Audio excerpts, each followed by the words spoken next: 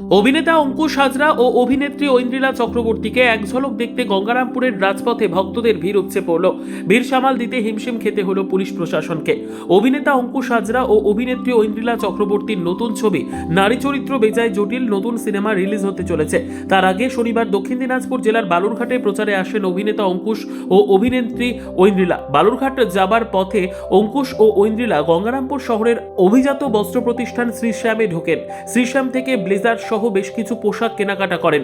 অভিনেতা অঙ্কুশ ও অভিনেত্রী ঐন্দ্রিলা শ্রীশ্যামে পোশাক কিনতে আসবেন এমন খবর ছড়িয়ে পড়তে প্রিয় অভিনেতা অভিনেত্রীকে এক ঝলক দেখতে পোশাকের দোকানের সামনে প্রচুর মানুষের ভিড় জমে। বেলা 3:30 নাগাদ অভিনেতা অঙ্কুশ ও অভিনেত্রী ঐন্দ্রিলা সাদা রঙের গাড়িতে চেপে শ্রীশ্যামে পৌঁছতে গঙ্গারামপুর শহরের রাজপথে ভক্তদের ভিড় উপচে পড়ে। ভিড় সামাল দিতে মোতায়েন করা হয় বিশাল পুলিশ বাহিনী ও র্যাফ।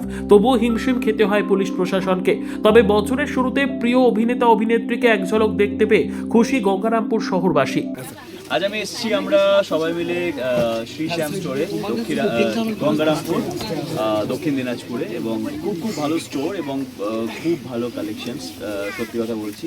এবং সবাইকে বলবো যে প্লিজ তোমরা শ্রীশ্যাম স্টোরে এসো এবং তোমাদের প্রচুর কালেকশনস পাবে এখানে দেখার জন্য। আর আজকে আমাদের নারী চরিত্র বেজায় জটিল একটা ইভেন্ট আছে, এখানে স্টোরটা ভিজিট করে আমরা তারপরে ইভেন্টে যাবো। থ্যাংক ইউ সো মাচ দাদা, thank you so much and very nice, very good store. Thank you.